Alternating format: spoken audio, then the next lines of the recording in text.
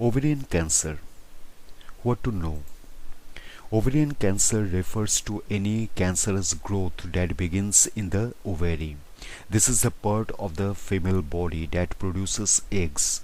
Ovarian cancer is now the fifth most common cause of cancer-related death among females in the United States. That said, deaths from ovarian cancer have been falling in the United States over the past 2 decades, according to the American Cancer Society.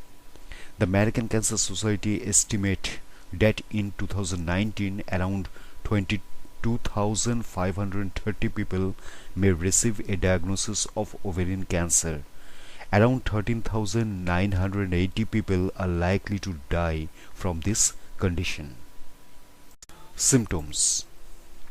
Most ovarian cancers start in the epithelium or outer lining of the ovary. In the early stages, there may be few or no symptoms. If symptoms do occur, they can resemble those of other conditions such as premenstrual syndrome, irritable bowel syndrome, or a temporary bladder problem.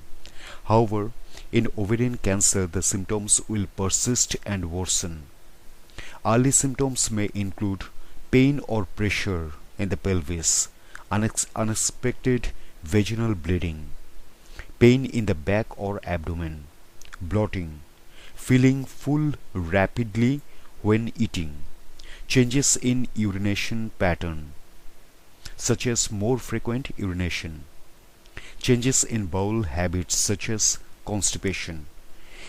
If any of these symptoms last for 2 weeks or more, a person should see a doctor. There may also be nausea and indigestion, appetite loss, weight loss, breathlessness, fatigue. The symptoms can change if the cancer spreads to other parts of the body. Causes and risk factors. Ovarian cancer develops when cells in the area of the body divide and multiply in an uncontrolled way. Why ovarian cancer happens is not clear, but experts have identified some risk factors. They include family history. Having a close relative with a history of ovarian or breast cancer increases a person's chance of developing ovarian cancer themselves. Undergoing genetic screening for mutations in the BRCA gene may help determine if someone has a higher risk of both ovarian and breast cancer. Age. Around 50% of ovarian cancer cases occur after the age of 63 years. Reproductive history. Having had one or more full-term pregnancies is associated with a lower risk of ovarian cancer. The more pregnancies a woman has, the lower the risk seems to be. Breastfeeding may also lower the risk. However, having children later in life, after age 35, or never having children are associated with a higher risk. People who use some types of fertility treatment may have a higher chance of developing borderline cells, but not all studies confirm this. Females who use birth control pills or an injectable contraceptive hormone also appear to have a lower risk. Breast cancer. People with a history of breast cancer seem to have a higher chance of ovarian cancer. This may be due to changes in the BRCA gene. For this reason, some people with breast cancer who test positive for this gene mutation may opt to have an oophorectomy or surgery to remove the ovaries as preventive therapy. Hormone therapy. Undergoing hormone replacement therapy or HRT after menopause appears to increase the risk of ovarian cancer. The longer a person uses HRT, the higher the risk. However, the risk appears to fall after treatment stops. Obesity and overweight. Ovarian cancer is more common in people with a body mass index or BMI of over 30. Gynecologic surgery. Having surgery to remove the uterus called a hysterectomy, may reduce the risk of ovarian cancer by 1/3. HPV. Scientists have been finding links between the human papilloma virus HPV and various cancers, including tonsil cancer and cervical cancer. In 2013, the authors of a meta-analysis reported finding a high rate of HPV among people with ovarian cancer. However, they could not confirm that HPV causes it, and they called for further research.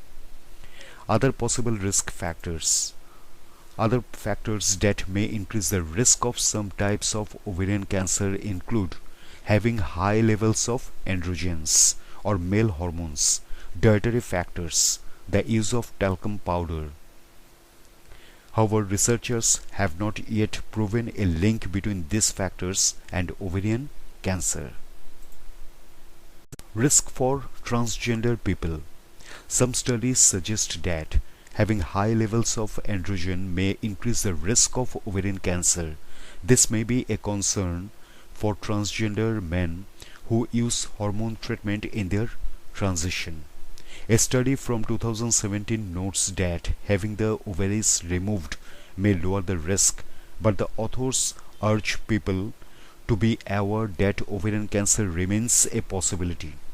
The National LGBT Cancer Network point out that transgender people may have difficulty seeking regular medical help due to concerns about revealing their gender identity.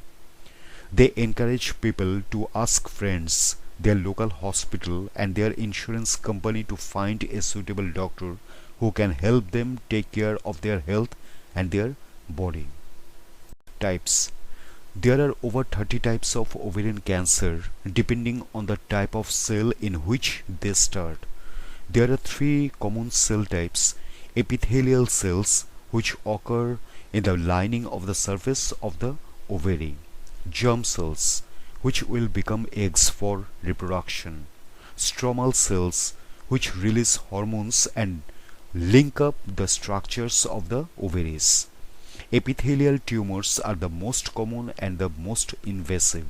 They occur in around 85 to 90% of people with ovarian cancer.